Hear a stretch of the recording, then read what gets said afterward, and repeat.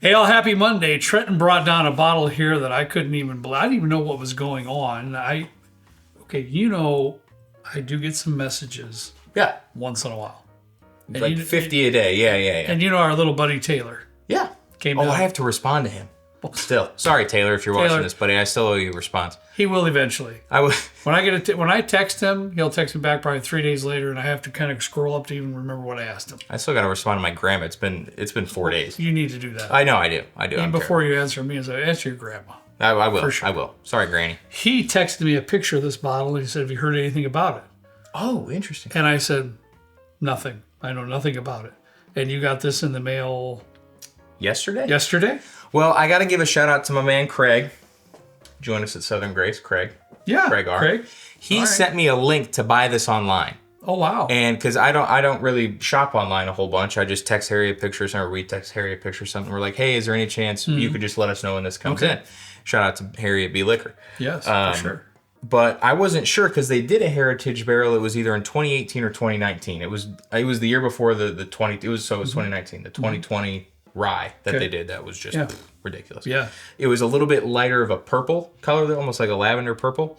I wasn't sure, and I think he ordered one too. We weren't sure if this was this year's heritage barrel because they haven't done one, I think, in 6 years. It's been the Coy Hills, it's been the twice barreled American single malt, that kind of thing. Yeah. I don't know anything about this. Normally, sorry to interrupt you. Yeah, you're good. Normally, we will get an email from like the PR firm that represents Jack Daniels, and they'll say, "Hey, this is coming out soon." I haven't gotten anything. That's what I was going to bring up. I haven't gotten anything. They've been very kind to us. Yeah, Jack Daniels on a lot of stuff. That was my question when you said I started to interrupt you. I was going to say, did they, have you heard anything from them? Because they usually send a bottle or something. Very good to us. We thank everybody at Jack Daniels. So you purchased this bottle. I did purchase this bottle. I admittedly probably overpaid. Oh, wow. I paid $149.99 for this online. I've seen it go for $249, $349, this kind of thing. So if that's I don't think this is that much. Did you see anything online about the price? I don't even know what the price is, MSRP. Why don't you look at your phone real quick, and I'll tell a good, because I'm just laying my eyes on it right now. And what I've read on the label here, aged for at least 7 years in heavily toasted heritage barrels, produces a rich blah, blah, blah. So heavily toasted barrels, 7-year whiskey. I did read somewhere where the entry proof on this was lower. It's 100 proof on the label. They have some things to say about the entry proof as well, which I understand. 100 proof. Interesting. Correct. So heavily toasted barrel, 7-year.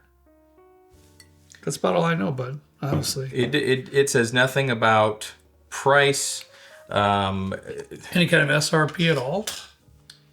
I don't think so. Like when Nestor Liquor comes up, 200, wooden cork 300, wooden cork almost 440, barrel tap 300. Jack Daniel's 14-year was $150. I'm gonna have to say, and I'm just gonna please let us know in the comments, because there will be folks that actually have a clue. But is this?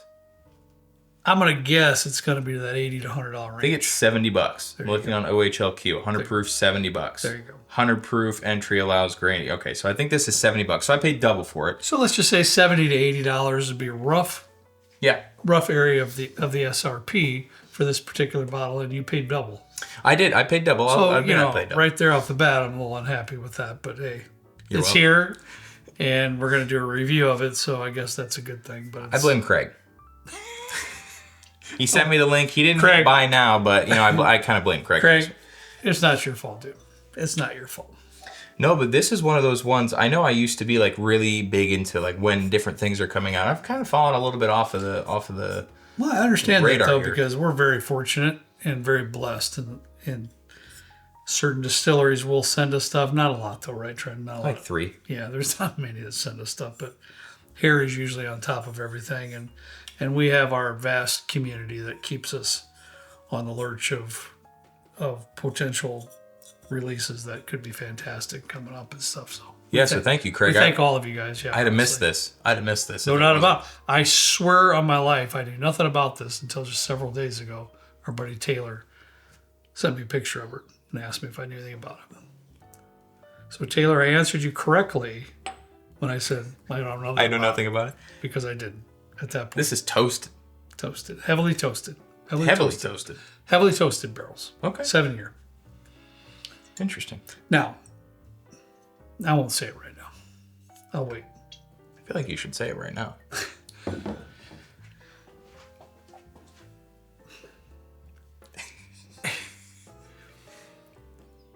I'm usually not a massive fan of toasted whiskeys. I'm not either. I feel you. I like double oaks. Yeah. I think the only toasted whiskey that I can say that I'm a fan of is Michter's Toasted Rye. Yes. I'm not a fan of their toasted bourbon. Toasted rye, I would say, okay, I can get on that bandwagon. On the whole, and I'm not going to be, I'm going to get that out of my brain. You know, I'm not going to go into this tasting thinking that. But on the norm, I'm not a big toasted barrel fan. I'll say this. I'm usually a big fan of the limited releases that Jack Daniel's does. It doesn't say anything about this being limited 100%. on the label. So this might be the 2025 Heritage Barrel. I don't know. Hey, there's almost nothing that I could find about Jack this. Daniel's has done a stellar job over the last several years releasing fantastic whiskey. Especially for the price point. Yes, and keeping their price in tow. Granted, if this is $70, it falls in line with that 1 year per $10 type of a mantra that, has been kind of consistent. Which we've gotten some kickback on. I bet we have. Yeah, that's fine. That's okay. I get it. I understand it, and I'm open to discussion and arguments on that too. But this is also in line, if we're comparing it to other distilleries, it is kind of in line with that Old Fitz 7 year being 100 proof, being around $65 to $70. So just keep that in mind for this. I would have loved to seen the proof up there. I'm not talking like Coy Hill level proof. That's just a little too much in my opinion. Truth be known, I've never had a pour of Coy Hill in my basement, just relaxing, and it's not over a piece of ice. I believe that. Yeah, it's a spicy one. Never had it neat. There you go. I get a really nice pecan note on this. It is. It's warming. I will say I'm getting a slight vanilla. I'm getting a slight banana out of it. It's warming. I mean, you can kind of get the effects of that toasted barrel here. This slight baking spice. It's pretty complex for being 100 proof compared to some of the other ones that we've had. Yeah, I will say. The nose is really nice. It reminds me a little bit of our Old Elk weeded pick with that like pecan. It's not quite as intense, but it's there. Yeah. It's like a pecan pie with like freshly cut bananas on top. Yeah, I think you're right on the money there. With that heavily toasted barrel kind of released a little bit of that finer nutty note. Yeah. Not a peanut, a finer nutty note like the pecan. Yeah, you're getting elevated with the nuts. I honestly would love to see them, wink wink, do 100 proof toasted rye. I'm just saying. Jack Daniel's knows how to do a rye. Their double barrel in that 2020. That's facts. Were fantastic. Phenomenal. I'll be on the tasting panel. Jack Daniels, if you're watching this, I'll invite us over. I would love to be on the tasting panel. Let's see what this is all about.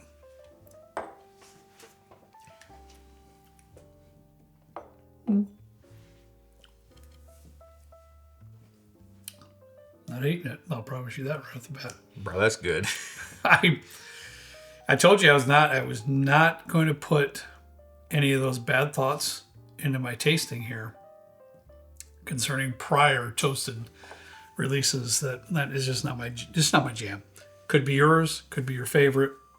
I'm happy for you. Yeah. It just hadn't been mine, but that's pretty good. This is also on par, I think, not quite the proof, but also the price for like Elijah Craig Toasted. That's 94 proof. I think that's around $65, $70 at this point. This is delightful. I'd much rather have this. I would slam this. This is fantastic. I would drink this a lot. Everything I was getting on the aromas, it's falling through on the palate, guys. That beautiful toastiness is in there. It just is. It's a different experience than a double oak. This is like if the double oak has some real good char to it. And I love that. This doesn't. It's just a warming sip Does have a slight baking spice going on in there. This is like a Mama Bear toasted whiskey. Like it's is. tucking you in. It's real delicate. It's Yes. nice. It's definitely there. The toasted, you can. I feel like I can taste it quite a bit throughout the entire sip. It's not overly done. It's not underly done. It's riding a nice line there. I mean, I'm not going to complain. I'm going to put this up my glasses. About the fifth time I've jumbled up my glasses over here, but Is Chris Fletcher still the master distiller here? Because if he is, shout out to Chris. I don't know him. He doesn't know me. now, Oh, it says that some tasting notes right on the back. yeah, you know, I was going to read. I was reading and I just skipped that because I don't want to influence my tasting. Strong notes of vanilla, marshmallow, and toffee. I don't know that I get the toffee. Yeah, I don't know if I'd go with that. It's more of a baking spice to me, a Yeah. little bit. Vanilla, I can see. Vanilla for sure. Definitely that warming spices type Yeah. thing, for sure. Marshmallow, you know, that's kind of an easy one when you're dealing with a toasted. I do get marshmallow stuff on some of the mixtures toasted. Oh, 100%. Like a Lucky sure. Charms marshmallows or whatever. Yeah. Those are yeah. fantastic. I can ride along with that vanilla, the baking spice, and just the overall comfort factor on the sip, for sure.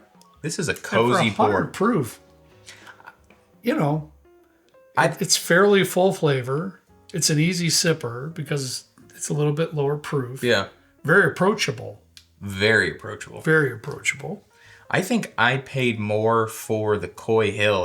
Coy Hill was like $80. That was bad. That was the first one though. I haven't had any Coy Hill since then. That was from Liz. Yeah. This is fantastic. I would like to see some more information about this online. I don't. This is a single barrel. It is Chris Fletcher. By the way, I just saw it. I don't know if there's a barrel number. Oh, there is. 25-04067. So please keep in mind your mileage may vary with something like this because it is a single barrel. But this is that one. I'd imagine with something like a 7-year at 100 proof, there's probably 300 bottles of the same barrel out there. Yeah. Well, Trent, let's do this. Let's get down to brass tacks. All right. I'm enjoying this sip. I truly didn't think I would enjoy the sip, but I am. I think it's an excellent release. Yeah. I think it's good quality whiskey. I agree. If you can get it for that $70 price range, I think it's a great buy. I agree. I think Trenton overpaid kind of greatly with Oh, the $50 mark, but I mean, we do have it here. Again, when it comes to, I try to be understanding to everyone's circumstances. Right. Because everybody's in a different circumstance. You know, you don't live in Indiana, you live in California or wherever it is at. Yeah. You have different circumstances when you purchase whiskey. So I try to be understanding to that. It's not a $150 bottle. No, It's not. I overpaid for this. It's a fabulous $70 bottle. It is fantastic $70 bottle. If you can get it within that $100 less, I think it's a good buy. I think it's a good release from Jack Daniels. However, I do believe it's a little bit different than what they put out lately. Jack Daniels 14, Coy Hill. There's several there that have bombastic Oh yeah. flavor profiles Yeah. and richness. This is really not that poor. This is more elegant, and you know, it's just comfy. It's comfy. I don't think this is their limited release for this year. I think there is still something else coming out. Fair enough. I would have to do a little bit more research because I've seen some conflicting information. I've seen that they're coming out with a 15 and then a 17 and then a 21 to mimic their prohibition age statements or something like that. I'm probably butchering it. I apologize. But I think there is one more coming out because usually they have special release up here on the tag. I could also be wrong there. I don't know. Please let me know in the comments because there's very little information about this that we could find on the show when we were filming it. But I wouldn't pay more than $80 for it. I definitely overpaid. I'll fully admit that I overpaid, but I'm glad we have it down here. I'm glad we got to review it. Yeah. And I think it's really good. Yeah. I'm shaking my head because I truly thought there'd be one release from Jack Daniels that I wasn't going to enjoy. And they're still on a roll. If they got me enjoying a toasted bourbon, which doesn't happen often. And that's me. That's a personal choice. That's pretty darn good. I think I saw that Jack Daniel's was doing, it might have been a 375 or a 200 ml distillery only thing, but they did a tequila barrel finish, I think. They also might have a Naranja one floating around there, or a VDN. I think those would be ones that would get me, but since Jack Daniel's has started doing limited releases, I have not been disappointed once. No. Even from their standard releases. I can't say standard because it's like 12, 10, 14. I'm really not that guy. I'm not that guy. You're not that guy, pal. Trust me. You're not that guy. But I don't want to portray myself or ourselves to the good folks out there as being bandwagon guys. Every release, I love it. I love it. I love it. No, I mean, we've said that before. And I truly thought this is going to be the one for me for Jack Daniel's. Yeah. Sorry, pal. Yeah. I can't do it. I'm going to be honest regardless of anything. And it's pretty freaking good. I've said it before, I'll say it again. I think Jack Daniel's does some of the best, if not the best, limited releases that are currently out in the whiskey space at the moment. A lot of folks are doing stuff really well, and that's not to undermine the effort and everything that a lot of other distilleries are going towards to put out quality limited releases. But for the quality that you get in this, my only nitpick is that it's 100 proof. I wish it was a little bit more for the price point. I do think it's fantastic, and it's kind of on par price point with like Old Fitz 7 and a couple other releases that have come out lately that are shelf stable or shelfers. On the contrary, I kind of do like that 100 proof mark. But Trent and I differ a little bit on that, and you all know that. So maybe 107. Nothing. I don't know. Nothing. A little bit more. It's really good, though. It's really good. It is. All right, guys. That's all we got for you today. As always, we ask you to please drink responsibly. See you next time right down here with Trent and me in the good old basement bourbon bar. See you later.